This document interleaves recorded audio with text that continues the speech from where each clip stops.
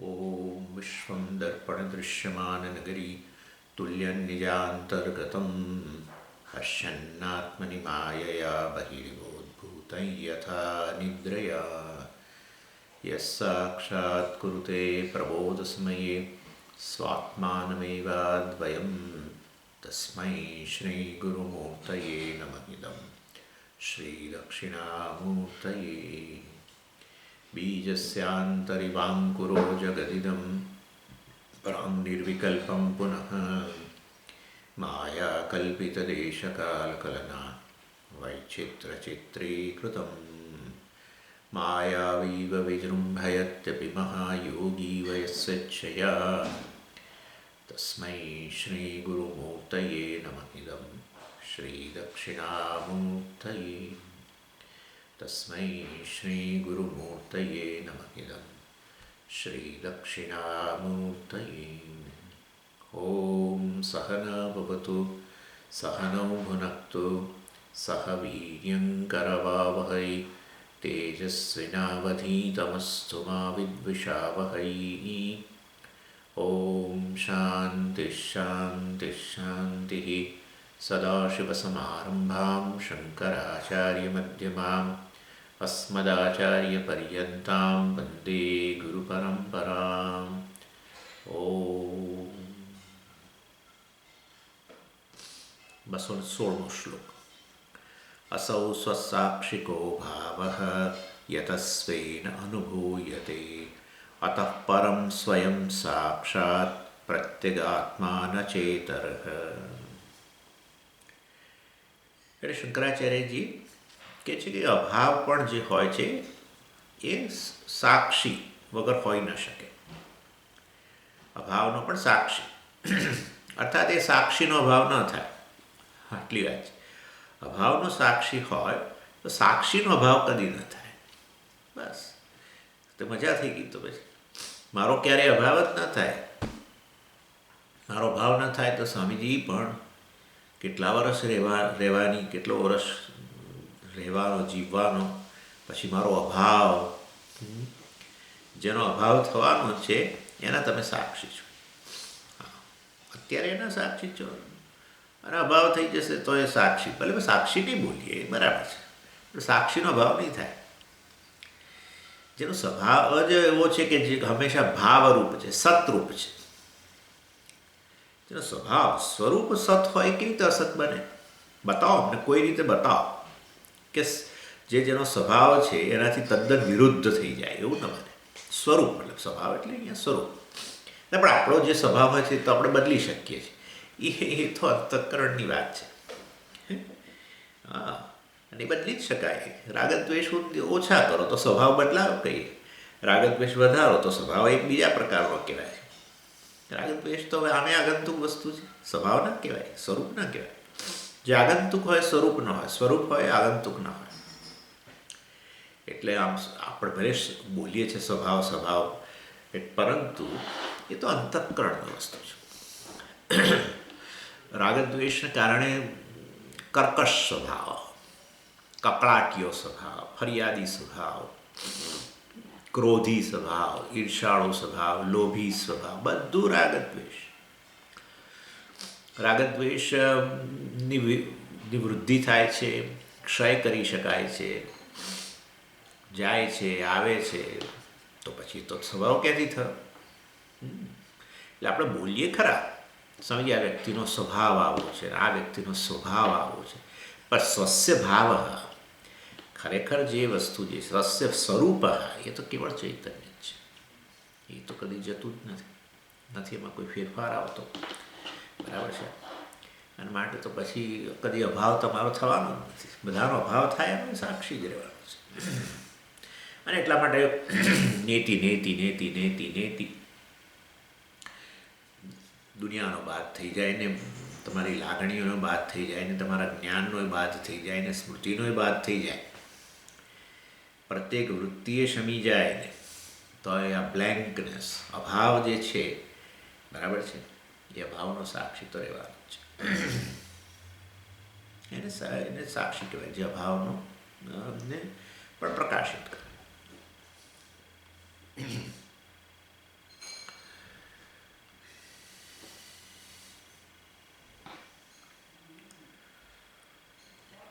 એટલે કહ્યું અસૌ ભાવ સ્વસાક્ષિક. આમ આમ આ જે ભાવ છે એનો સાક્ષી છે.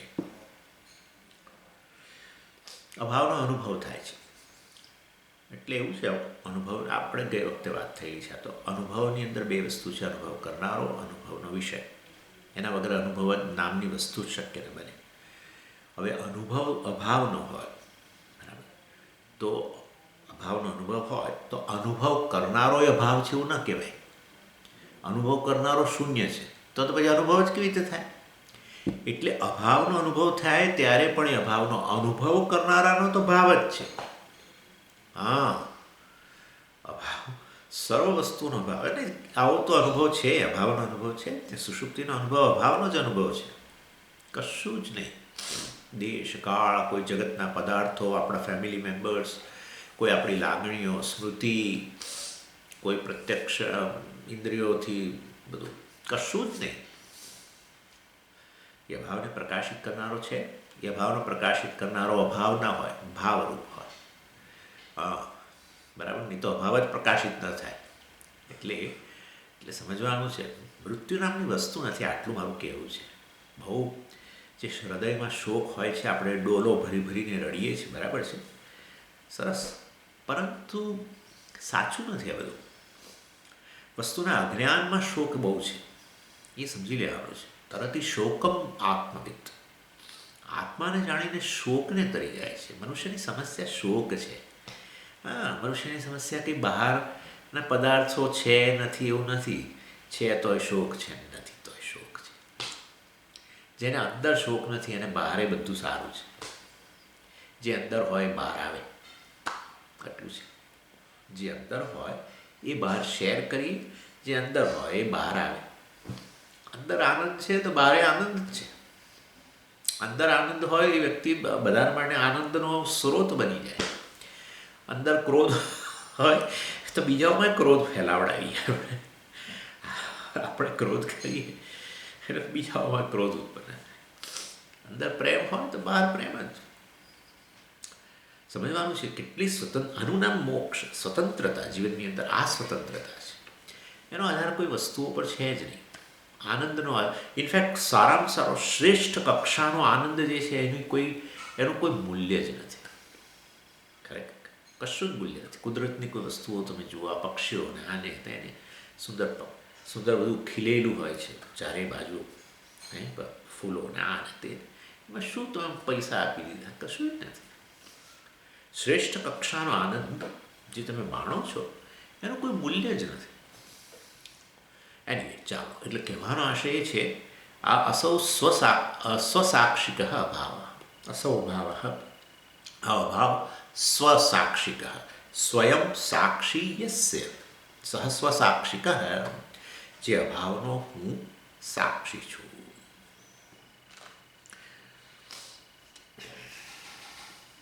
અને માટે આ જે છે, તમે જ્યારે ધ્યાન કરવા બેસો કે ત્યારે તમે કહો કે આ મારા વિચારો જાય, ફલાણું જાય ને બધું કરો, બરાબર છે, પણ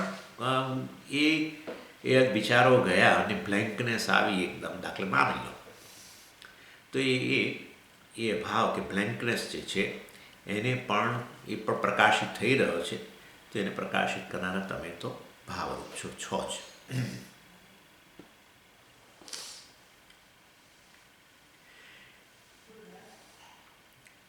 આમ એટલે શિફ્ટ કરવાની જરૂર છે થોડું. શું કે હું શરીર છું જે ચૈતન્યથી, સાક્ષીથી પ્રકાશિત છે, અથવા ચૈતન્યથી પ્રકાશિત છે એવું કહેવાને બદલે શું કહેવું જોઈએ આપણે? કે હું ચૈતન્ય છું જે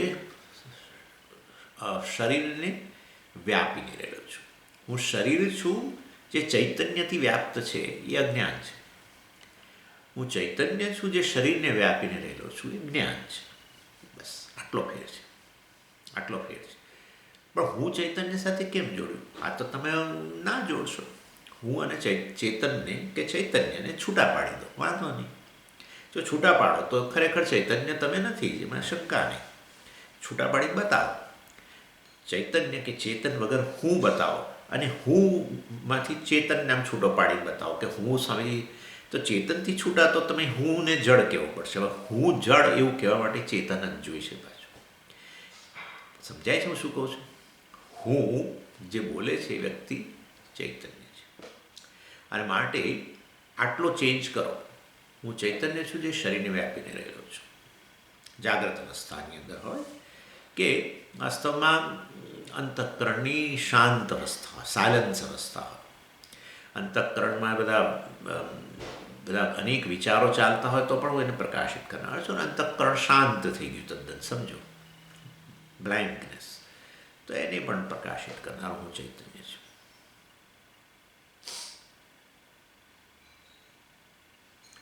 એટલે શરીરની જે પણ સ્થિતિ હોય, ક્રિયાશીલ, બહુ તમે એક્ટિવ હોય તો એને વ્યાપીને રહેલો છો. નિષ્ક્રિય બેઠેલા છો, બરાબર છે, તો એવા નિષ્ક્રિય શરીરને પણ વ્યાપીને રહેલા છો. સક્રિય હોય મન, એને વ્યાપીને રહેલા છો. નિષ્ક્રિય હોય મન, શાંત થઈ ગયું છે, તો એને વ્યાપીને રહેલા છો. કેવી રીતે કહેવાય કે આ મન નિષ્ક્રિય થઈ ગયું, શાંત થઈ ગયું, તો હું વ્યાપીને રહેલો છું? તમે શાંત મનનો અનુભવ થાય છે? હા, થાય છે. તો પછી અનુભવ કરનાર તમે તો છો જ, બરાબર છે. એટલે તમે વિચારમાં તમે અંતઃકરણની વૃત્તિ નથી. વૃત્તિ શાંત થઈ જાય ત્યારે તમે છો, તો પછી તમે વૃત્તિ નથી. નહીં તો હું જતો રહે વૃત્તિ જાય તો. એને માટે વૃત્તિથી ગભરાવું નહીં. મનમાં વિચારો આવે એનાથી ગભરાવું નહીં, કારણ કે તમે તો એને પ્રકાશિત કરનાર. વૃત્તિ મિથ્યા થઈ ગઈ. એટલે અસૌ અભાવ સ્વસાક્ષિક, એ સ્વયં જેનો સાક્ષી છે.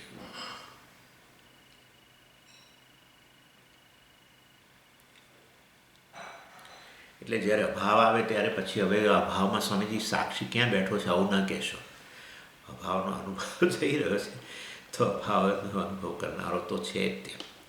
અને પણ એ મારા અનુભવનો વિષય બનવો જોઈએ ને સાક્ષી. તો સાક્ષીનો અનુભવને વિષય બનાવવો હોય આ પદાર્થની જેમ, આનો અનુભવ થઈ રહ્યો છે માટે હું એનો સાક્ષી છું, બરાબર છે. હવે એવી રીતે સાક્ષીનો અનુભવ કરવા માટે પાછું બીજો સાક્ષી બીજો ચૈતન્ય લાવવું પડશે. એટલે એ તો શક્ય બનવાનું નથી. બીજું ચૈતન્ય ક્યાંથી લાવશો એ નક્કી કરો પહેલાં એકવાર. હા, એટલે સ્વામીજી બધું શાંત થઈ ગયું, પણ મારો એ વખતે હું ત્યાં છું સાક્ષી એવું મને કેવી રીતે ખબર પડે?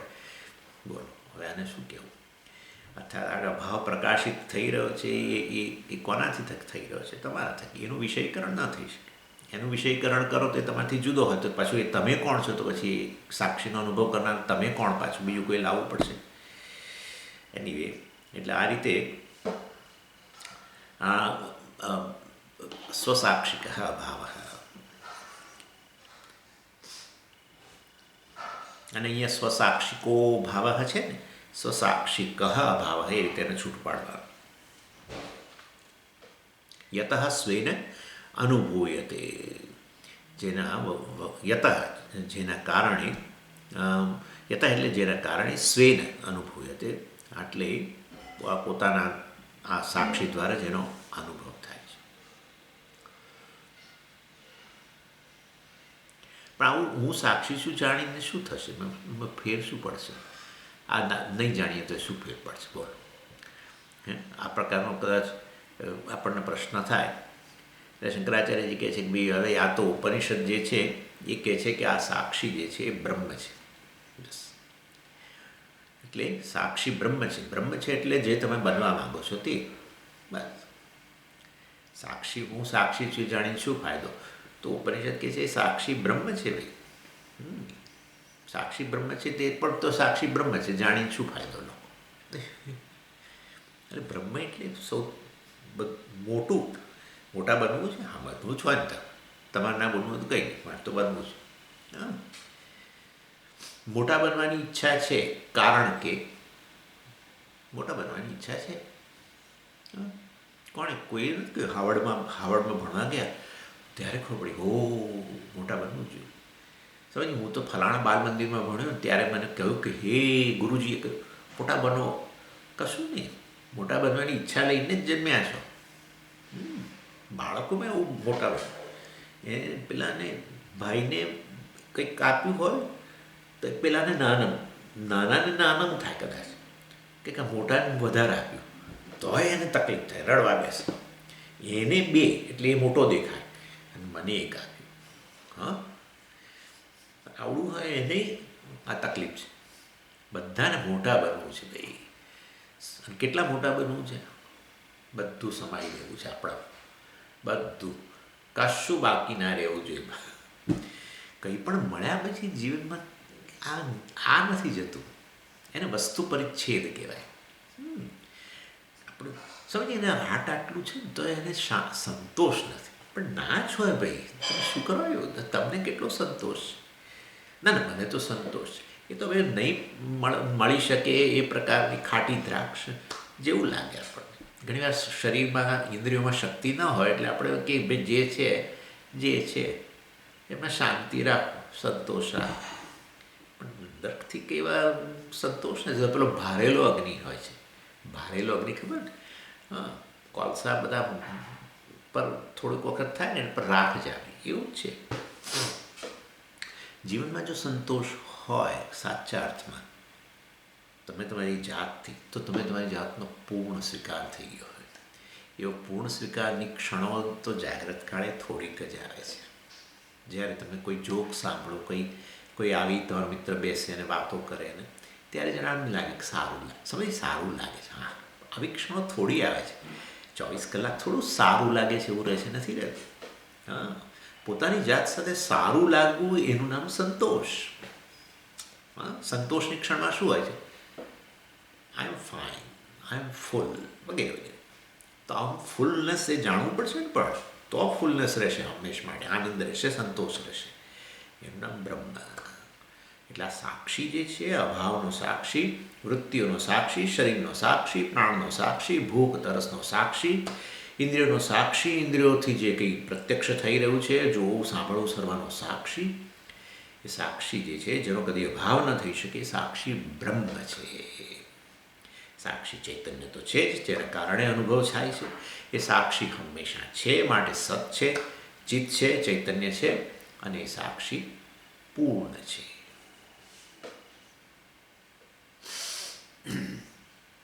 એ ચૈતન્યની કોઈ હાઇટ નથી, વિડ્થ નથી. 5 ફૂટ 8 ઇંચ હાઇટ એ તો શરીરની છે. એ શરીરના સાક્ષીની વાત કરી છે. એની કોઈ હાઇટ નથી, એનો કોઈ આકાર નથી, એનો કોઈ રંગ નથી. એ ચૈતન્ય જે છે એને વિષય એનો બનાવી જ ન શકાય. તમે વિષય બનાવી શકો એ વિશે તમે વાત કરી શકો, આવો છે, આવો છે, આવો છે, આવો છે. એટલે સાક્ષી જે ચૈતન્ય જે છે એના વિશે વાત કરનાર છે એના તરફ ધ્યાન આપો. કારણ કે તમે જાતે ચૈતન્ય વાસ્તવમાં આવો અનંત છે, બ્રહ્મ છે, એ તમે જાતે નક્કી નહીં કરી શકો. કારણ કે સાક્ષી ક્યારેય તમારા પ્રમાણનો વિષય બનવાનું નથી, તમારા જ્ઞાનનો વિષય બનવાનું જ નથી. તો પછી જે શાસ્ત્ર એની વાત કરે છે સાક્ષીના સ્વરૂપ વિશે કે એ બ્રહ્મ છે, એના તરફ લક્ષ્ય આપો. શ્રદ્ધા, એનું નામ શ્રદ્ધા. બરાબર. ગુરુશાસ્ત્ર વાક્યેષુ વિશ્વાસ શ્રદ્ધા. ગુરુ અને શાસ્ત્રના વાક્યોમાં વિશ્વાસ મૂકો. વિશ્વાસ મૂકો અર્થાત એને પ્રામાણ્ય આપવું. પ્રામાણ્ય આપવું અર્થાત એમાં પ્રમાણ બુદ્ધિ હોય. પ્રમાણ બુદ્ધિ કે આ પ્રમાણ છે. હા, એટલે કારણ કે આપણા આંખથી, આપણા કાનથી, આપણી ઇન્દ્રિયોથી કે આપણા મનથી ચૈતન્યને કે સાક્ષીને, ચાલો સાક્ષીને વિષય નહીં બનાવી શકાય. જો સાક્ષીને વિષય બનાવતું હોય તો શાસ્ત્રોનો અનાદર કરો. શાસ્ત્ર જે કેવું કે હું જાણું છું કોણ છે સાક્ષી. પણ એ સાક્ષી વાસ્તવની અંદર એના સ્વરૂપ વિશે તમારી ઇન્દ્રિયો, તમારું અંતઃકરણ નિર્ણય ન કરી શકે. તમારી પાસે ઉપલબ્ધ જ્ઞાનના સાધનો એનો નિર્ણય ન કરી શકે. કારણ કે એનું વિષયકરણ જ ન થઈ શકે. તો અહમ છે, અહમનું જ સ્વરૂપ છે, આત્માનું સ્વરૂપ છે. અને માટે સાક્ષીના સ્વરૂપ વિશે જ્યારે શાસ્ત્ર વાત કરતું હોય તો એ શાસ્ત્રમાં પ્રામાણ્ય બુદ્ધિ મૂકીને, એને પ્રમાણભૂત માનીને એ શાસ્ત્ર જે કહે છે એ વસ્તુને સમજો. સ્વીકારવાની વાત નથી, સમજો કેવી રીતે આ હું સાક્ષી બ્રહ્મ છું એ શાસ્ત્ર સમજાવે જ છે. એટલે એનું નામ પ્રામાણ્ય બુદ્ધિ.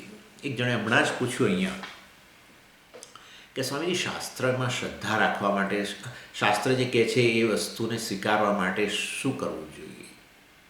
એમાં એને સિરિયસલી લઉં એના માટે શું કરવું જોઈએ? એક બેને જ પૂછ્યું હમણાં. સારો પ્રશ્ન કર્યો. અને બસ કે એમાં પ્રામાણ્ય બુદ્ધિ મૂકો. દાખલા તરીકે તમારી ઇન્દ્રિયો તમને જે ડેટા આપે છે, સ્વામીના આ કપડાનો રંગ, સ્વામીના દેખાવ વિશે તમારી આંખો જે તમને કહી રહી છે, બરાબર છે, તમારા અંતઃકરણમાં ડેટા આવી રહ્યો છે બધો સ્વામી કેવો છે એના વિશે, તો એમાં તમને ક્યારે આમ ક્વેશ્ચન થાય છે? આમ ક્વેશ્ચન માર્ક મૂકો છો કે મારી આંખ કહે છે ખરી, પણ છે ખરો સ્વામી એવો? આ સ્વામીનો રંગ મારી આંખ દેખાડે છે આ લાલ રંગ કેવું કે, પણ એ કદાચ સાચું નહીં હોય, મારી આંખ ખોટું દેખાડે છે, ભૂરું જ હોવું, આવો વિચારે તમને નથી આવતો. હા, એનું નામ પ્રામાણ્ય બુદ્ધિ. ઇન્દ્રિયને પ્રમાણ માન્યું, એનું નામ વિશ્વાસનમ શ્રદ્ધા. એટલે અને એને આ જે કહે છે એને ચેક કરવા માટે તમે બીજું કોઈ જ્ઞાનનું સાધન વાપરો છો? ના. મારી આંખ કહે છે ખરે કે આ જભ્ભો સ્વામીએ લાલ રંગનો પહેર્યો છે, પણ મને કાનથી ચેક કરવા દો જરા. એક ઇન્દ્રિય જે જ્ઞાન આપતી હોય એ જ્ઞાનને ચકાસવા માટે બીજી ઇન્દ્રિય કે બીજા જ્ઞાનના સાધન પ્રમાણનો ઉપયોગ કરો છો ખરા? અને કદાચ કરો તો પણ તમને જ્ઞાન થાય એના વિશે કોઈ તમે ખાતરી કરી શકવાના છો? નથી જ કરી શકવાના. જે જ્ઞાન રૂપ રંગનો જે જ્ઞાન તમને આ ઇન્દ્રિયથી થઈ રહ્યું છે, આંખથી થઈ રહ્યું છે, એના માટે આંખ જ પૂરતી છે, બીજું કોઈ સાધન કામ નહીં કરે. એટલે આ બહુ ટેકનિકલ ડિસ્કશન છે, પણ આ બહુ જરૂરી છે કે વાસ્તવની અંદર કોઈ જ્ઞાનનું સાધન વેલિડ છે કે નહીં, પ્રમાણભૂત છે કે નહીં, કોઈ પ્રમાણભૂત છે કે નહીં, એવું જો તમારે જોવું હોય તો તમે એમ કહો કે હવે બીજું કોઈ જ્ઞાનનું સાધન વાપરું તો કામ નહીં થાય. જે તમને મારા શબ્દો સંભળાઈ રહ્યા છે એ શબ્દનું જ્ઞાન આંખથી ન થાય, રૂપરંગનું જ્ઞાન કાનથી ન થાય, એના માટે એ જ સાધન વાપરવું પડે. જે બરાબર યુનિક અને અનધિગતમ કહેવામાં આવે છે. પ્રમાણની વ્યાખ્યામાં આ વસ્તુ છે. અનધિગતમ અબાધિતમ અર્થબોધકમ પ્રમાણ. અનધિગતમ જે વાસ્તવમાં અનધિગતમ એટલે અધિગતમ એટલે જ્ઞાત, અનધિગતમ આંખ જે વસ્તુનું જ્ઞાન આપે એ વાસ્તવની અંદર બીજા કોઈ જ્ઞાનના સાધનો ઇન્દ્રિય કે મનથી નક્કી ન થઈ શકે. અને માટે એ પહેલી થયું. અને પછી કહ્યું અબાધિતમ. જો બીજું કોઈ જ્ઞાનનું સાધન રૂપરંગના જ્ઞાન આપી જ ન શકે તો એને પડકારી પણ ન શકે, એનાથી એનો નિષેધ પણ ન થઈ શકે. શબ્દના જ્ઞાન માટે તમારી કર્ણેન્દ્રિય જ જવાબદાર છે. એક શબ્દનું જ્ઞાન આંખથી પણ થતું હોય તો પછી આપણે પડકારીએ, આનાથી થયા પછી આનાથી ચેક કરીએ, આનાથી થયા પછી આનાથી ચેક કરવું, પણ એવું થઈ જ ન શકે. એટલે બીજું કોઈ જ્ઞાન, એક જ્ઞાનના સાધનથી જે જ્ઞાન પ્રાપ્ત થાય એને અન્ય જ્ઞાનના સાધનથી ક્યારેય પણ ચકાસી ન શકાય. અને માટે અને એને દાખલા તરીકે સમજો, કલ્પના કરો કે રૂપરંગનું જ્ઞાન આંખથી થાય છે અને કાનથી પછી તમે એને ચેક કરો છો, બરાબર, ચાલો. પણ કાનથી પણ જે રૂપરંગનું જ્ઞાન થયું એને એ પણ બરાબર છે કે નહીં એ પાછું મારે ચકાસવું છે, તો શું કરશો? પછી ત્રીજું જ્ઞાનનું સાધન લાવો. ત્રીજા જ્ઞાનના સાધનથી પણ એ છેવટે પ્રમાણભૂત જ્ઞાન થાય છે, એ કેવી રીતે નક્કી કરશો? સમજીએ હું ચોથું જ્ઞાનના સાધન લઈ આવીશ. આનો અંત ક્યાં છે? અલ્ટિમેટ સોર્સ ઓફ નોલેજ શું? એટલે અલ્ટિમેટ સોર્સ ઓફ નોલેજ એનો અર્થ એવો થાય, શું થાય કે જેના પછી ક્યારેય આપણને ફર્ધર પ્રૂફની જરૂર ન પડે. એટલે તમારે ક્યાંક તો પછી બંધ કરવું જ પડશે ને. ક્યાંક તો પછી એકથી જે જ્ઞાન થઈ રહ્યું છે એનો આનાથી ચકાસ્યું, અને તો પાછું આનાથી ચકાસ્યા પછી પાછું એ જ્ઞાન જે થયું છે એ પાછું બીજાથી ચકાસ્યું, એ બીજા એને પાછું ચોથાથી ચકાસ્યું, પછી છેવટે તો ક્યાંક તો તમારે અંત લાવવો પડશે. એટલે આપણે ક્યાંક તો આધાર છેવટે રાખવો જ પડશે, નહીં તો આપણો વ્યવહાર જ ન થાય. આપણને આવી શંકા થયા જ કરતી હોય સતત કે ભાઈ આ મારી ઇન્દ્રિયો મને જ્ઞાન આપી રહી છે, બરાબર છે કે નહીં? સમજો કશું જ્ઞાનના સાધન બીજું લઈ આવ્યા અને એનાથી ચકાસો, પણ એ પાછું ફાઇનલ છે કે કેવી રીતે ચકાસો? પાછું ત્રીજું, છેવટે તમારે ક્યાંક તો આધાર મૂકી જ દેવો પડશે. એટલે વિજ્ઞાનના ક્ષેત્રની અંદર તો આ લોકોએ સ્વીકાર્યું કે ભાઈ જે આ ઇન્દ્રિયોથી જ્ઞાન, કારણ કે મૂળ આધાર પ્રત્યક્ષ છે ભાઈ. એ લોકો વિજ્ઞાન એટલે શું? પ્રત્યક્ષથી જે ડેટા બધો મળ્યો, બરાબર, એને પછી આગળ અનુમાન કરે એના પરથી, એનું નામ વિજ્ઞાન. એટલે કહેવાનો આશય એ છે કે ત્યાં વિજ્ઞાને પણ સ્વીકારવું પડે કે ભાઈ આ ઇન્દ્રિયોથી, બરાબર, ઇન્દ્રિયો ને ઇન્દ્રિયોની પાછળ મૂકેલા બધા સાધનો, સૂક્ષ્મદર્શક યંત્ર ને પેલું ટેલિસ્કોપ ને ફલાણા સ્કોપ ને માઇક્રોસ્કોપ ને, બરાબર, એ સ્કોપ મૂકીને થોડું જરા પ્રત્યક્ષને વધારે આમ ઊંડું બારીકથી જોયું વધારે. પણ પ્રત્યક્ષ ઇન્દ્રિય તો જોઈએ જ ને. માઇક્રોસ્કોપ હોય બરાબર છે, પણ આંખ તો જોઈએ જ. અને ટેલિસ્કોપથી દૂરનો ગ્રહ જોતા હો, પણ આ છેવટે આંખ તો જોઈએ જ ને ભાઈ. એટલે કહેવાનો આશય છે કે ઇન્દ્રિય કે પ્રત્યક્ષ જે છે એને એ લોકોએ પ્રમાણ માન્યું છે છેવટે. એટલે અને એમણે માનવું જ પડે. એ લોકો એ ઇન્દ્રિયોથી જે જ્ઞાન થઈ રહ્યું છે એ બરાબર થઈ રહ્યું છે કે નહીં, એ કેવી રીતે ચકાસે? કશું નથી ચકાસે. ખાલી આટલું જ કે એક વૈજ્ઞાનિક કે આ લાલ રંગનું ફૂલ છે, બીજો સમજો કે આ લાલ રંગની પેન છે, આ ગુલાબી રંગની પેન છે, બરાબર. લાલ રંગની પેન તો સ્વામીજી તમારી આંખ બરાબર, એટલે આ ગુલાબી રંગની પેન છે, દેખાય છે. પછી એ વૈજ્ઞાનિક બીજાને પૂછે કયા રંગની દેખાય છે? ગુલાબી દેખાય છે. ત્રીજાને પૂછે ગુલાબી દેખાય છે. ઓકે, આ પ્રમાણભૂત છે. એમ આ રીતે જાય છે, સમજો. એટલે કહેવાનો આશય છે પ્રત્યક્ષને એ લોકોએ સ્વીકાર્યું. હું તમને કહું છું કે હાથીની આંખથી આ જ વસ્તુ, હાથીની આંખ પણ ગુલાબી જોઈ છે એવું કેવી રીતે નક્કી કરશો? આપણી પાસે હાથી તો બોલતો નથી, નહીં તો બોલે હો બહુ કરી કંઈક બોલે ખરો, પણ બોલતો નથી. મચ્છર આને કઈ રીતે જોતો હશે? વી ડોન્ટ નો ખરેખર. એટલે આ તો વૈજ્ઞાનિકોએ છેવટે તો આ બિલીફ પર આવીને જ ઊભું રહ્યું ને કે જે પ્રત્યક્ષ છે એને આધાર માની લીધો, માન્યતા છે ભાઈ. નહીં તો પછી આ વિજ્ઞાનનું ક્ષેત્ર આગળ વધે જ નહીં. એટલે science is based on belief in sense organs, છેવટે એને પર. એટલે કહેવાનો આશય છે કે આ કોઈક હવે આ પૂછે કે જે આંખ અને કાન વગેરેથી ઇન્દ્રિયોથી જે જ્ઞાન થઈ રહ્યું છે એનું એ વસ્તુ વેલિડ છે કે નહીં, તો તમે શું જવાબ આપશો? એટલે કે આપણે કહીએ કે ભાઈ વાસ્તવની અંદર એ જે આપે છે એ ફાઇનલ છે, એની અંદર પ્રત્યક્ષ મૂળ પ્રમાણ આપણે બોલી ગયા કે જે આપે છે એને આપણે ગણવું પડે, બસ. એમાં કોઈ અંદરો ચેક થઈ ન શકે. આંખથી થતા જ્ઞાનને કાનથી ચેક ન થાય, કાનથી થતા જ્ઞાનને આંખથી ચેક ન થાય. જે તે ઇન્દ્રિય જે તે વિષયનો ડેટા આપે છે એને સ્વીકારવો જ પડે. આવું છે. એટલે એનો અર્થ એવો થયો કે જે પણ પ્રમાણથી જ્ઞાન થઈ રહ્યું હોય એ બે કન્ડિશન હોય છે. એક એ કે એ જે ઇન્દ્રિય જે પ્રમાણ જે જ્ઞાન આપતું હોય એ ફ્રેશ નોલેજ છે, એ બીજી ઇન્દ્રિયોથી પ્રાપ્ત પહેલાં થયું અથવા બીજા જ્ઞાનના સાધનથી પ્રાપ્ત થયું નથી. એક વસ્તુ એ, બરાબર છે, બીજા જ્ઞાનના સાધનથી પ્રાપ્ત થયું નથી ને થઈ શકવાનું પણ નથી. એટલે આ ઇન્દ્રિય તમને જે જ્ઞાન આપી રહી છે, આ પ્રમાણ જ્ઞાનનું સાધન જે જ્ઞાન આપી રહ્યું છે, બરાબર છે, ફ્રેશ નોલેજ છે. એ પહેલાં આનાથી પ્રાપ્ત થઈ ચૂક્યું છે કે સ્વાદેન્દ્રિયથી પ્રાપ્ત થઈ ચૂક્યું છે એવું બનવાનું નથી. રૂપરંગ જે છે એ વાસ્તવની અંદર આ જ્ઞાનના સાધનથી જ પ્રાપ્ત થાય, આંખથી જ પ્રાપ્ત થાય. એટલે એ રીતે અનધિગતમ અને પછી એ અબાધિતમ થઈ જાય. બીજા જ્ઞાનના સાધનથી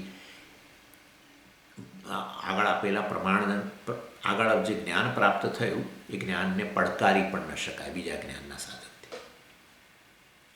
એટલે અનધિગતમ અબાધિતમ બે વસ્તુ છે અને પ્રયોજન સિદ્ધ કરે જ છે. આપણો વ્યવહાર ચલાવે છે બધું, બરાબર છે. સ્વામીને તમે જુઓ છો તો જ વ્યવહાર થઈ શકે છે કે ભાઈ ચાલો આ સ્વામી છે સામે, આ ક્લાસ છે, વગેરે. એટલે એ જે જ્ઞાન આપે છે એ પ્રયોજન પણ સિદ્ધ કરે છે. એ જે તે ઇન્દ્રિય કે જે તે જ્ઞાનનું સાધન તમને ફ્રેશ નોલેજ, યુનિક નોલેજ આપે છે. એમ કહો, યુનિક, બીજા કોઈ જ્ઞાનના સાધનથી પ્રાપ્ત ન થાય, અનધિગતમ. અને માટે જો એ બીજા કોઈ જ્ઞાનના સાધનથી એને ચકાસી ન શકાય તો પછી એનાથી એને પડકારી ન શકાય. અબાધિતમ અર્થાત એનાથી એનો બાદ વગેરે પણ ન થઈ શકે. એક જ્ઞાનના સાધનથી પ્રાપ્ત થતા જ્ઞાનને બીજા જ્ઞાનના સાધનથી પડકારી ન શકાય, ચકાસી ન શકાય, એનો બાદ ન કરી શકાય. અને જે તે જ્ઞાન પ્રાપ્ત થાય છે જે જ્ઞાનના સાધનથી, એ પ્રયોજન જીવનમાં સિદ્ધ કરે છે. અને માટે એ જ્ઞાનના સાધનને આપણે પ્રમાણ કહીએ. પછી અનધિગતમ અબાધિતમ અર્થવત બોધકમ પ્રમાણ. ચાલો, એ તો થયું આ બધું ઇન્દ્રિયોના સંદર્ભમાં. અને હવે આવો અહીંયા શાસ્ત્ર પાસે. અને શાસ્ત્ર પણ તમને ફ્રેશ નોલેજ આપે છે. શું ફ્રેશ નોલેજ આપે છે? હું ચેતન છું તો મને ખબર જ છે ને. અને તમે કહો, બહુ કહો છો, સાક્ષી છું બધાનો, ક્યાંક બધી વસ્તુનો અનુભવ થાય છે. બરાબર છે? જાગ્રત કાળે બધાનો અનુભવ થાય છે, અનુભવ થાય છે, અનુભવ થાય છે, અનુભવ થાય છે. માટે એનો સાક્ષી. ચાલો, શરીરનો અનુભવ થાય છે. આ બધી ઇન્દ્રિયોની કન્ડિશનનો અનુભવ થાય છે. આંખ આંખ જુએ છે, બરાબર જુએ છે, નથી જોતી, બધો અનુભવ થાય છે. બરાબર છે? મનમાં અત્યારે આવા વિચાર ચાલે છે, એનો અનુભવ થાય છે. ઓકે. ભૂખ તરસનો અનુભવ થાય છે. બરાબર છે? કર્મેન્દ્રિયોમાં શક્તિ છે કે નહીં વગેરે એ બધું મને ખબર પડે છે. બધાનો અનુભવ થાય છે. માટે હું સાક્ષી, ચેતન, અનુભવ કરનારો ચેતન. બરાબર, એને તમે સાક્ષી કહો છો, વાંધો નહીં. તેમાં તમારા શાસ્ત્રની મારે ક્યાં જરૂર પડી? આ તો આટલું તો બહુ સરળ છે. હું ચેતન છું આટલું કહેવું જ મારે. તે બધું બરાબર સમજી ગયા તમે. શું તમારું શાસ્ત્ર શું આ તો આંખથી જે મળે છે, બીજેથી નથી મળતું, નામ નથી, એ બરાબર છે. એ ફ્રેશ નોલેજ, યુનિક નોલેજ આપે, બધું બરાબર છે. પણ તમારું શાસ્ત્ર શું કહે છે? હું ચેતન છું તે તો મને ખબર જ છે. પણ એ ચેતન એટલે તું જગતનું અધિષ્ઠાન છું. એ શું બોલે? બ્રહ્મ, જગતનું અધિષ્ઠાન, પૂર્ણ છું, છલોછલ. આ સમગ્ર જગતની અંદર તું જ ભરેલો છું, બીજું કશું છે જ નહીં તારા છે. આ બધું શું બોલો છો? બસ આ વસ્તુ છે. તું બ્રહ્મ છું, એ સાક્ષી બ્રહ્મ છે. તું જેને શોધી રહ્યો છું પ્રત્યેક ક્ષણે, અને તું શોધી રહ્યો છું સલામતીને, એ સલામતીનું નામ બ્રહ્મ છે. તું શોધી રહ્યો છું સુખને, પૂર્ણતાને, એ પૂર્ણતાનું નામ બ્રહ્મ છે. તું શોધી રહ્યો છું શાંતિને, એ શાંતિનું નામ બ્રહ્મ છે. ઓકે, બોલ હવે તારે કેવું છે? ના, આ તને ખબર છે, આ મને ખબર છે. જૂઠું ના બોલીશ ભાઈ. કારણ કે આ ત્રણ વસ્તુ તું બહાર જગતમાં શોધતો હતો. સ્વરૂપ છે તારું સાક્ષીનું, નથી જ ખબર. બસ તો આ શાસ્ત્ર કહે છે. અને એ સાક્ષી ક્યારેય વિષય તમારી જ્ઞાનેન્દ્રિયો, મન બનવાનો નથી. માટે તમે એ સાક્ષીના સ્વરૂપનો તમે નિર્ણય નહીં કરી શકો. બરાબર છે? જે આંખ ડેટા આપે છે એનો નિર્ણય બીજી ઇન્દ્રિયોથી નથી થતો. તો એવી રીતે શાસ્ત્ર જે આ સાક્ષી વિશે, તારા વિશે જે નિર્ણય કરે છે કે તું બ્રહ્મ છું, જગતનું કારણ છું, એ વસ્તુ વાસ્તવની અંદર કોઈ તારા જ્ઞાનના સાધનોથી નિર્ણય ન થઈ શકે. એ અનધિગતમ છે. એ જ્ઞાન બીજા કોઈ જ્ઞાનના સાધનથી પ્રાપ્ત ન થાય. અબાધિતમ છે, માટે બીજા કોઈ જ્ઞાનના સાધનથી એનો બાદ પણ ન કરી શકાય. અને અર્થવત, જીવનનું મૂળ પ્રયોજન જ સિદ્ધ કરી દે છે. માટે પ્રાપ્ત એટલે જેને કહે ને, જે શોધી રહ્યો છે જીવનની અંદર, એ તું જ છું જે કહે છે, એ પ્રયોજન સિદ્ધ કરે છે. જીવનમાં શાંતિ થઈ જાય. કે વસ્તુ મળે આપણને, શોધી રહ્યા હોય, સતત શોધી રહ્યા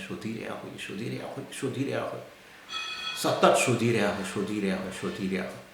જોયું છે ને તમે ક્યારેક આપણી પાસે સરસ મજાની ઘડિયાળ હોય, બહુ જ મોંઘી, રોલેક્સ ને કંઈક આવતી બધી કંઈક જે હોય, એટલે અને આપણે પાછું એમાંય પાછું મોંઘું મોડેલ લઈ આવ્યા હતા. આજુ કે ચાલો ઘડિયાળ જવા દો. હવે આજકાલ આ આપણું પ્રાણ પ્રિય છે ભાઈ, એના વગર કંઈ કામ નથી. જો કોઈનો મોબાઈલ સહેજ આખો પાછો થયો, તમે જુઓ એનો ચહેરો, ના મળ્યો કારણ કે બધું અંદર છે. બીજું બધું છે તો ઘણું બધું ડિટેલ હોય ને આપણી તો બધી. એટલે શોધી રહ્યો અને મળી જાય તો શું થાય તમને કહો? હાશ, જે શોધતો તો એ મળી ગયું. આવું જ્ઞાની થઈ જાય છે. અને અહીંયા તો બરાબર છે, કારણ કે બહુ શોધતા હતા ને મળી ગયું, બરાબર છે, પણ પછી બીજી બધી શોધ તો આપણી ચાલુ છે ને. જો આ તો છેવટની શોધ, મનુષ્ય જે છેવટની શોધ કરી રહ્યો છે જન્મ્યા પછી, એ વસ્તુ મળી જાય. એ સાક્ષીનું સ્વરૂપ છે. આવું કહેનારું શાસ્ત્ર જ છે, એના માટે બીજું કોઈ પ્રમાણ નથી. કારણ કે બીજા કોઈ જ્ઞાનના સાધનથી સાક્ષીના સ્વરૂપને નિર્ણય ન થઈ શકે. એ તો અહમનું સ્વરૂપ છે, અનાત્મ વિષયકની અંદર નથી થઈ શકતું. જે આંખ આપે છે રૂપરંગનું જ્ઞાન, એને એનાથી નથી ચકાસી શકાતું, બરાબર છે. ત્યારે જ એને પ્રમાણ કહેવાય, નહીં તો ન કહેવાય. યુનિક નોલેજ આપવું જોઈએ, એ પહેલી કન્ડિશન છે, અનધિગતમ. અને માટે શાસ્ત્ર પણ આ પ્રકારે જ્ઞાન આપે છે. આવા પ્રકારનો વિશ્વાસ એને શ્રદ્ધા કહેવામાં આવે છે. જે લોકો આ પ્રકારનો વિશ્વાસ શાસ્ત્રમાં મૂકે છે કે આત્મ વિષયક, અહમ વિષયક, અહમના સ્વરૂપ વિશે જે શાસ્ત્ર કહે છે એ પ્રમાણભૂત છે, આવું જેના મનની અંદર છે, એ વ્યક્તિને શાસ્ત્ર માટે શ્રદ્ધા છે. શ્રદ્ધાવાન લભતે જ્ઞાનમ. આ શ્રદ્ધા ન હોય તો જ્ઞાન થવાની, મોક્ષ મેળવવાની ઈચ્છા, સંભાવના બહુ ઓછી છે, બહુ ઓછી, ન થઈ શકે. એટલે જેમ રીતે અન્ય જ્ઞાનના સાધનોમાં આપણી પૂરેપૂરી શ્રદ્ધા એને પ્રમાણભૂત માનીએ છીએ અને એના કારણે આપણો વ્યવહાર બધો ચાલે છે, એવી રીતે અહમ જે છે, અહમના સ્વરૂપ જે વાસ્તવમાં બધા પ્રમાણોની પાછળ, ઇન્દ્રિયોની પાછળ રહેલો છે. ચક્ષુષ ચક્ષુ, શ્રોત્રસ્ય શ્રોત્રમ, મનસો મનઃ, એ તો મનનું મન છે. કાનને પ્રમાણભૂત કાનને પ્રમાણ બનાવનાર એ છે. આ ચેતન છે, માટે શબ્દનું જ્ઞાન થાય છે. એ અહમ છે, જે ચેતન જે છે, એ વાસ્તવમાં જે સાક્ષી છે, એ તો બ્રહ્મ છે, પૂર્ણ છે. આવું જ્ઞાન પ્રદાન કરનાર શાસ્ત્ર જે છે, જીવનનું મૂળભૂત પ્રયોજન સિદ્ધ કરી દે છે. અને એ શાસ્ત્રમાં આ રીતે વિશ્વાસ મૂકીને, અને એ શાસ્ત્રને પ્રમાણભૂત માનીને જે આચાર્ય ઉપદેશ આપે છે, એ આચાર્યમાં પણ વિશ્વાસ મૂકીને ગુરુશાસ્ત્ર વાક્યેષુ વિશ્વાસ, તત્વબોધ, શાસ્ત્ર ગુરુવાક્યેષુ और ગુરુશાસ્ત્ર વાક્યેષુ વિશ્વાસ, એનું નામ શ્રદ્ધા છે. એટલે તમે શ્રદ્ધા બહુ જ મોટી વસ્તુ છે, અત્યંત મોટી વસ્તુ છે. શ્રદ્ધાને સંપત્તિ કહેવામાં આવે છે. બૃહદારણ્યક ઉપનિષદની અંદર કહ્યું, શ્રદ્ધા વિત્તો ભૂત્વા, શ્રદ્ધા વિત્ત, શ્રદ્ધારૂપી વિત્ત ધરાવનાર જે છે, આત્મની એવા આત્માનમ પશ્યેત, એ અહમને, આત્મની એટલે પોતાને બ્રહ્મરૂપે જોઈ શકે છે, જ્ઞાન પ્રાપ્ત કરી શકે છે, વગેરે વગેરે. એટલે જો કોઈ એમ કે શાસ્ત્ર માન્યતા છે, તો પછી આપણે કહીશું કે વિજ્ઞાન પણ માન્યતા છે. કેમ? વિજ્ઞાનનો આધાર પ્રત્યક્ષ છે. પ્રત્યક્ષ જે એટલે ઇન્દ્રિયો વગેરે, ઇન્દ્રિયોથી પ્રાપ્ત થતો ડેટા એ યોગ્ય છે એવું વૈજ્ઞાનિકોએ કેવી રીતે નક્કી કર્યું? ચકાસી તો શકાશે નહીં. રૂપરંગ જે આંખ આપી રહી છે, પ્રત્યક્ષ જે છે, એ સ્વીકારવું જ પડે છે. બહુ તો આટલું કે ભાઈ મને જે રંગ દેખાય છે, કે જે આકાર દેખાય છે, એ તને કેવો દેખાય છે? તો કે આવો એવો જ દેખાય છે. ચોથો, હા, તો પછી માની લો કે બરાબર છે. પણ તો મનુષ્ય, પછી બીજા પક્ષીઓ, પ્રાણીઓ, આ બધા પદાર્થો છે, આપણે એને કેવા રંગના જુએ છે, કયા રકારમાં જુએ છે, શું છે, કંઈ ખબર નથી આપણને. એ તો એ લોકો બોલતા નથી એટલે ખબર નથી પડતી. પણ એની આ રીતે એક આધાર માનીને ચાલવું જ પડે છે, માનીને, માન્યતા છે. એટલે જો કોઈક શાસ્ત્ર જે જ્ઞાન આપે છે તો બધી માન્યતા છે, તો પછી વિજ્ઞાન પણ માન્યતા છે. ના, વિજ્ઞાન પ્રમાણભૂત છે, તો પછી શાસ્ત્ર પ્રમાણભૂત છે. જેમ જગત વિષયની અંદર પ્રત્યક્ષ છેવટે આધાર ગણી લેવામાં આવે છે, પ્રત્યક્ષને પ્રમાણ ગણી લેવામાં આવે છે, એવી ને એવી રીતે જગત એટલે અનાત્મા, આત્મ વિષયની અંદર શાસ્ત્રને છેવટનું પ્રમાણ ગણવામાં આવે છે.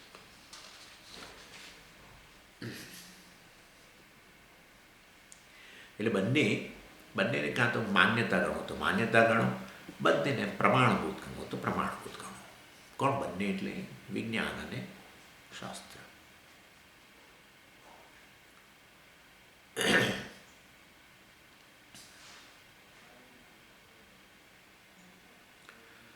અને સાચું કહું તો વેદાંતના જે પ્રૌઢ ગ્રંથો જે છે, જરા એડવાન્સ્ડ, એ પ્રૌઢ ગ્રંથોની અંદર તો એવું કહેવામાં આવે છે કે શાસ્ત્ર પ્રત્યક્ષ કરતાં પણ વધારે રિલાયેબલ છે, એવું છે.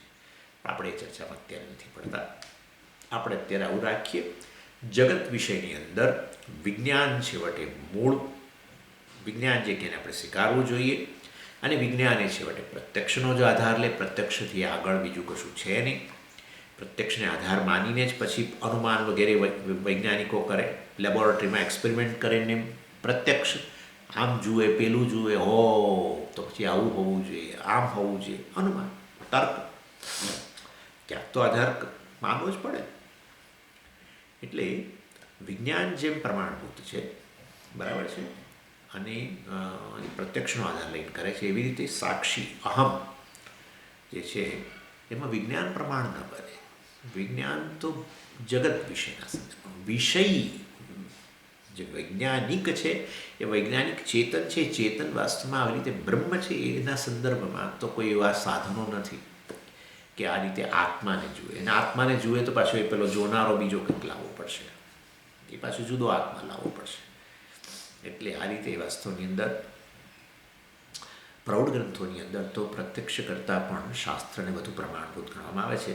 અને આમ તમે જુઓ તો એ વસ્તુ યોગ્ય છે, કારણ કે પ્રત્યક્ષથી છેવટે આપણે જે નિર્ણય કરીએ છીએ કે આ બધું દ્વૈત છે, એ બધું ખરેખર વસ્તુ સત્ય નથી, બધું એક જ અદ્વૈત વસ્તુ છે, એ શાસ્ત્ર સિદ્ધ કરે છે. પણ એની આપણે એમાં નથી જતા. એટલે પ્રત્યેગાત્મા સાક્ષાત સ્વયં પરમ બ્રહ્મ. પ્રત્યેગાત્મા જે સાક્ષી છે એ વાસ્તવમાં પરમ બ્રહ્મ છે. આવું એ સ્વયં પોતે વાસ્તવમાં સાક્ષી પોતે બ્રહ્મ છે, એવું આ શાસ્ત્ર આપણને કહે છે. ન ચ ઈતર, એનાથી અન્ય નથી. એ સાક્ષી જ બ્રહ્મ છે. એ સાક્ષી જ વાસ્તવમાં મુક્ત છે. કોઈ પણ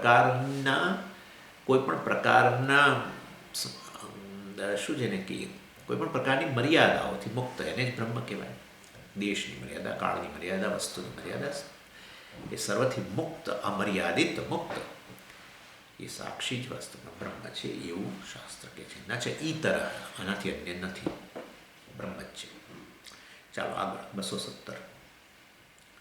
જાગ્રત સ્વપ્ન સુષુપ્તિષુ સ્ફુટતરમ યોસૌ સમુજૃંભતે પ્રત્યગ્રૂપતયા સદાહમ અહમ ઇત્યંતમ સ્ફુરન્નૈકથા નાનાકાર વિકાર ભાગિનઃ ઇમાન પશ્યનહમ ધીમુખાન નિત્યાનંદચિદાત્મના સ્ફુરતિતમ વિદ્ધિ સમેતમ હૃદય. અને માટે એ શિષ્ય ગુરુ ઉત્તર આપી રહ્યા છે ને, તો એણે પ્રશ્ન કરેલો આ સાક્ષી વિશે તમને યાદ હોય તો. એટલે આ સાક્ષી ચૈતન્ય પર હવે તું ફોકસ કર. એનું નામ જ અંતર્મુખતા. અહમ જે છે એને ફોકસ કર. તું જે શોધી રહ્યો છો અત્યાર સુધી તારા જીવનના બધા અનેક ધ્યેયોની પાછળ, એ બધે બહાર ન શોધવે. પરાંચિખાની એ તો વાસ્તવમાં અહમનું જ સ્વરૂપ છે. એટલે એ સાક્ષી જે છે એના પર ધ્યાન આપ, ચૈતન્ય પર ધ્યાન આપ. જેમ અહીંયા છે બે વસ્તુ, એ અહમ સ્ફુરે છે, એની સાથે સાથે સ્ફુરી રહ્યું છે કશુંક, અને એમાં ગડબડ થઈ ગયેલી છે. અને એક છે શરીર, હું કહું છું એની સાથે સાથે શરીર પણ સ્ફુરણ થઈ રહ્યું, શરીરનું પણ સ્ફુરણ થઈ રહ્યું છે. હું કહું છું એની સાથે સાથે અંતઃકરણનું સ્ફુરણ થઈ રહ્યું છે. અને અહમનું તો સ્ફુરણ થાય જ છે, સાથે સાથે શરીર, મન, પ્રાણ, બધું ઇન્દ્રિયો બધું સ્ફુરી રહ્યું છે. એટલે આ બધી વસ્તુઓ જે સ્ફુરી રહી છે એની અંદર એક સત્ય છે, એક મિથ્યા છે. એક અન્યથી સ્ફુરિત થાય છે, એક સ્વયં સ્ફુરિત છે. અને એમાં આપણું કન્ફ્યુઝન શું થાય છે કે આપણને એમ છે કે જે ખરેખર જે અન્યથી સ્ફુરિત થાય છે સાથે સાથે સ્ફુરે છે. એટલે અત્યારે દાખલા તરીકે તમે કહો કે હું, તો તમે જોજો તરત જ શરીર તો અંદર રહેલું જ હશે. અથવા એમ હું કહો તો ક્યારેક મનની અંદર કોઈ વૃત્તિ ચાલતી હોય, બરાબર, મનની અંદર જે વૃત્તિ ચાલતી હોય, અહમ કહો ત્યારે પેલી વૃત્તિ પણ ભાષે, એમાં ભાષે જ નહીં તો એટલે કે પણ એને જોડે કેમ ભાષવું છે? કારણ કે એનાથી અભિન્ન છે ને. હા, એને મિથ્યા વસ્તુ એટલે શું? જે સત્યથી અભિન્ન જ હોય ને ભાઈ. એટલે મારે તો ખાલી સમજી આ તકલીફ પડે છે ને, એટલે એના એટલે આ ઘડો સ્ફુરવો જ ના જોઈએ. માટી સ્ફુરે જોડે જો ઘડો સ્ફુરી રહ્યો છે તો પછી એટલે કહેવાનો આશય છે કે ઘડો માટીથી અભિન્ન છે. માટે એટલે બંને સ્ફુરણ થઈ રહ્યું હોય ત્યારે એક મિથ્યા છે, એક સત્ય છે, એને જ તો વિવેક કરો. આત્મનાત્મ વિવેક જ આ. એવી રીતે અહીંયા અહમ ચાલુ. અહમ હું જ્યારે અત્યારે જાગ્રત કાળની વાત કરીએ, જ્ઞાન જાગ્રત કાળમાં આપણે પ્રાપ્ત કરતા હોઈએ છીએ. અજ્ઞાન નિવૃત્તિ આપણે જાગ્રત કાળે જ કરી શકીએ. અંતઃકરણની જાગ્રત અવસ્થા હોય ત્યારે જ જ્ઞાન પ્રાપ્ત થાય.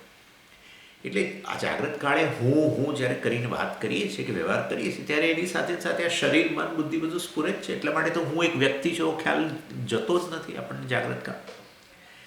એટલે એનો અર્થ એવો થયો કે એક સ્વયં સ્ફુરિત છે, બીજું અન્યથી, બરાબર છે, જે સ્વયં સ્ફુરિત નથી પણ અન્યથી સ્ફુરિત છે, પરંતુ બંને સાથે સ્ફુરણ થઈ રહ્યું હોય ત્યારે ગડબડ એ થાય છે કે જે અન્યથી સ્ફુરિત છે એ તો વાસ્તવમાં એડજેક્ટિવ કહેવાય, વિશેષણ કહેવાય. અને જે સ્વયં સ્ફુરિત છે એ મૂળ વસ્તુ છે. તો એને આપણે નાઉન શું, હા, એટલે એને ચાલો એ મુખ્ય વસ્તુ ગણવી જોઈએ. પણ ઉલટું થઈ જાય છે કારણ કે ખબર નથી ને માટે. એટલે આપણે હું શરીર છું, શરીરને આપણે વાસ્તવમાં પ્રાધાન્ય આપીએ છીએ. અને શરીરમાં ચેતનતા રહેલી છે, ચેતન શરીર એમ કરીને ચેતન કે ચૈતન્યને આપણે એડજેક્ટિવ બનાવી દઈએ છીએ. જડ શરીર, ચેતન શરીર, સમજી જોયું? ચેતન શરીર, જડ શરીર. શરીર એ મુખ્ય વસ્તુ છે અને આ જડતા, ચેતનતા એ બધું અવર જવર કરનારું એ વિશેષણ ગણો, એડજેક્ટિવ. એટલે વિશેષ્ય જે છે એને આપણે શરીર જ માનીએ છીએ. બોલો, હું ભૂખ્યો છું, ચેતન ખરો સમજી, પણ ભૂખ્યો છું. એટલે વાસ્તવની અંદર ચેતનતાને જાણે આપણે ગુણ માની લીધો, વિશેષણ માની લીધો. આવી ગડબડ થઈ ગઈ છે. વાસ્તવની અંદર ખરેખર ઉલટું કરો તેનું નામ જ્ઞાન છે. હું ચૈતન્ય છું, સ્વયં સ્ફુરિત ચૈતન્ય છું, અને આ શરીર તો વગેરે એ ચૈતન્યમાં સ્ફુરિત થઈ રહ્યું છે, ચૈતન્યમાં એનું અસ્તિત્વ સિદ્ધ થઈ રહ્યું છે. એ વાસ્તવમાં વિશેષણ છે. શરીર ચૈતન્યની બહાર સિદ્ધ થઈ શકતું નથી. શરીર ચૈતન્યથી અભિન્ન છે અને એ રીતે શરીર વિશેષણ છે. જેમ ગુણ ગુણીની બહાર ન રહી શકે, જેમ હમણાં મેં તમને કહ્યું આ ગુલાબી રંગ જે છે એમાંથી છૂટો પાડીને ન રહી શકે. અને છૂટો પાડો તો પછી કોઈ બીજા દ્રવ્યમાં લઈ લીધો. ઘણીવાર એવું કરતા હોય છે. એવા બધા રસાયણો હોય છે કે જે રસાયણોમાં અને મૂકો તમે તો એનો ગુલાબી રંગ નીકળી જાય, તો પેલા રસાયણમાં આવી જાય. પણ ગુલાબી રંગ સ્વતંત્ર કોઈ પ્રકારના આધારો એવું ન રહી શકે. ગુણી તો જોઈએ છે, કોઈ દ્રવ્ય જોઈએ, જેને આપણે નાઉન કહીએ, ગુણી દ્રવ્ય, બરાબર છે. અને આ પેલો રંગ જે છે એ ગુણ કહેવાય, વિશેષણ, ગુલાબી પેન, બરાબર. એટલે એવી રીતે આપણે ચેતન શરીર આવું માનીએ છીએ અને જડ શરીર એટલે આપણને એમ કે ચેતનતા ગુણ છે, પણ વાસ્તવની અંદર ઉલટું છે. શું છે વાસ્તવમાં? તમે ચૈતન્ય છો. હું ચેતન છું એ વસ્તુ આપણે જોઈશું. જો આ શ્લોકમાં બહુ બધું કહેવામાં આવશે કે હું ચેતન છું એ મૂળભૂત વસ્તુ છે. શરીર જે છે આવું છે.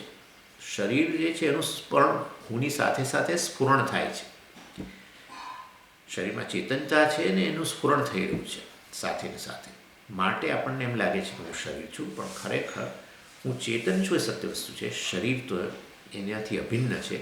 જેમ ગુણ ગુણીથી અભિન્ન હોય, ગુણનો આધાર ગુણી હોય, દ્રવ્ય હોય, એવી રીતે શરીરનો આધાર, શરીરના સ્ફુરણનો આધાર, શરીરના અસ્તિત્વનો આધાર એવો હું સચ્ચિત, બરાબર છે, ચૈતન્ય છું. એ રીતે વાસ્તવમાં જ્ઞાન થાય તો આપણે કહીએ કે હવે ઉલટાઈ ગયું. હવે ચેતનતા ગુણ બની ગઈ અને શરીર વગેરે ગુણ બની ગયું અને ચૈતન્ય જે છે એ નામ બની ગયું. પહેલાં શું હતું? હું તો શરીર જ છું. અત્યારે શરીરમાં ચેતનતા છે અને શરીર જ્યારે, એટલે કે હું મૃત્યુ પામીશ ત્યારે શરીરમાં ચેતનતા નહીં રહે. એટલે ચેતનતા તો આવર જવર કરનારી માનીએ છીએ. એટલે એનું નામ અજ્ઞાન છે. આ રીતે અને માટે આ બંનેને આ રીતે છૂટા પાડો. અહીંયા અંદર છૂટા પાડવાના છે. આમ કેવી રીતે છૂટા પડે? ઘડાર માટી કોઈ છૂટું પાડે ના પડે. મિથ્યા વસ્તુ ક્યારેય છૂટી પડે જ નહીં ને. મિથ્યા વસ્તુનો અનુભવ થઈ રહ્યો છે પેલા સત્યને કારણે. એની ચાલો, એટલે એ રીતે અહીંયા વિવેક કરો. પૃથક્કરણ એટલે વિવેક. આપણે જોયું વેદાંત સારની અંદર કે અપવાદ અર્થાત વિવેક પહેલો તબક્કો છે.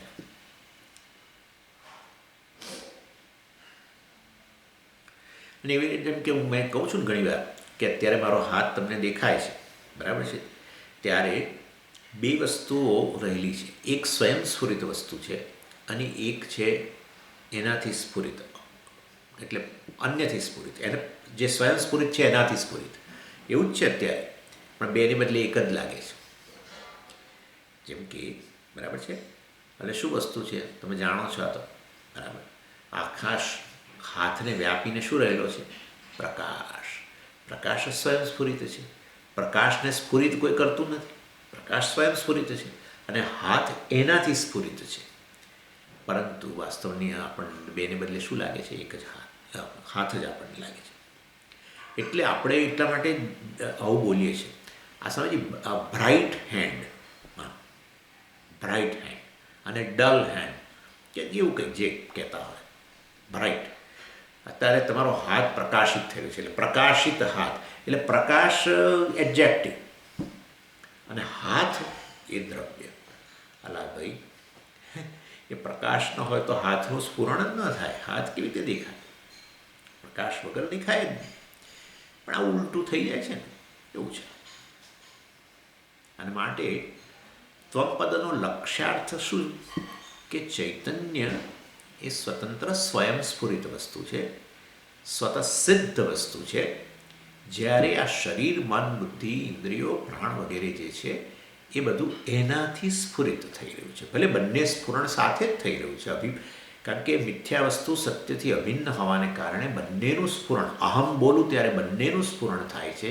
પરંતુ વિવેક કરીને હું કેવળ ચૈતન્ય સ્વરૂપ છું એ પ્રકારનો આપણે નિર્ધાર કરીએ તો આપણે ત્વમ પદનો વાસ્તવિક અર્થ આપણે ધારણ કર્યો. ત્વમ એટલે કે અહમ. અહીંયા ત્વમ એટલે તું એટલે તમારે તો અહમ જ કહેવાનું. હું તમને કહું કે તમે આ રીતે ચૈતન્ય છો, ત્યારે તમે મને એમ કહો કે તમે ચૈતન્ય છો, એ જ્ઞાન નથી. હું ચૈતન્ય છું કેવું જોઈએ ને. એટલે વાસ્તવની અંદર તો ગુરુ શિષ્યને કે તું ચૈતન્ય છું, ત્યારે શિષ્ય ગુરુને કે તું ચૈતન્ય છું. એટલે તત્વમસી કહ્યા પછી તત્વમસી કહે ગુરુ, તો આપણે શું કહેવું જોઈએ? અહમ બ્રહ્માસ્મિ, એ જ કહેવું જોઈએ. એટલે એની એટલે કહેવાનો આશય છે, એટલે અહમનો વાસ્તવિક અર્થ નક્કી થઈ જાય.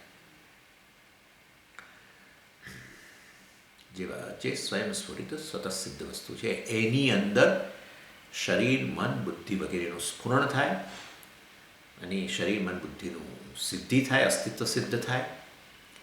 એ વાસ્તવમાં ચૈતન્ય મારું મૂળભૂત સ્વરૂપ છે. જ્યારે આ તો આ બધા વિશેષણ કહેવાય. આગંતુક, વિશેષણ એટલે આગંતુક, પરાધીન, પરતંત્ર, સ્વતંત્ર જેનું અસ્તિત્વ ન હોય વગેરે. સ્વતંત્ર અસ્તિત્વ સિદ્ધ નથી શકે એમ પણ કહી શકો. અને પછી એમાં શું મળશે? બહુ મળી ગયું. હવે તમે 5 ફૂટ 8 ઇંચ નહીં બોલો. 5 ફૂટ 8, હું તો 5 ફૂટ 8 ઇંચ જ છું. ત્યારે તો શરીરને જ તમે મૂળ માનતા હતા અને ચેતનતા તમારો ગુણ હતો.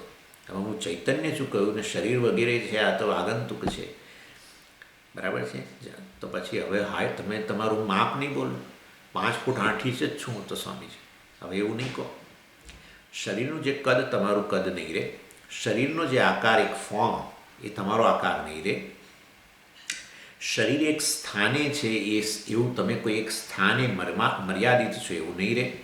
તમારું લોકેશન નહીં રહે. સ્વામી હું શું કરું, હું તો અત્યારે અહીંયા બેઠો છું, કંઈ બેઠી છું. આ ત્યાં હોત તો સારું થાત, તો મને આ તમે જ્યાં સત્સંગ કરી રહ્યા છો કોઈ જગ્યાએ ત્યાં મને પણ લાભ મળત, હું ત્યાં હાજર રહી શકત.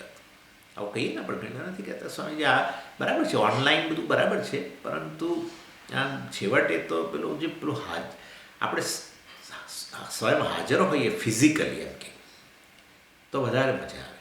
બરાબર છે. પણ હવે શું કરું સમજુ, હું તો અહીંયા છું, તમે હજારો માઇલ દૂર બેઠા છો વગેરે વગેરે. એટલે ત્યારે આવું કહો છો ત્યારે અહમ કોને કહો છો? શરીરને. 5 ફૂટ 8 ઇંચ કહો છો ત્યારે કોને?